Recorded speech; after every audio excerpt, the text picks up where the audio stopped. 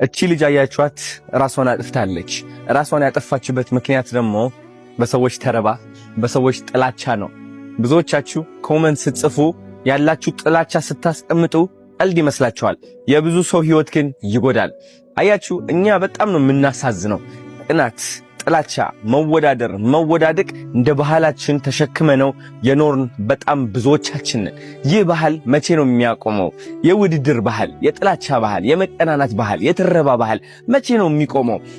አንድ ሰው ኦፍ ኮርስ ህይወት ነች፣ እንሰቃያለን። ግን ስቃያችን ለሌላ ሰው ስናካፍል ይህ የሰይጣን ስራ ነው። የምድር ሲኦል ይባላል። ብዙዎቻችሁ እሷ ኮመንት ላይ ገብታችሁ የተሳደባችሁ ማለት ነው አሁን የእናንተ ሲኦል አሁን ነው የሚጀምረው። የሷ እጣ ፈንታ እናንተ ላይ ይደርሳል ማለት ነው። ይህ ደግሞ ካርማ ተብሎ ይጠራል። ስለዚህ ተጠንቀቁ።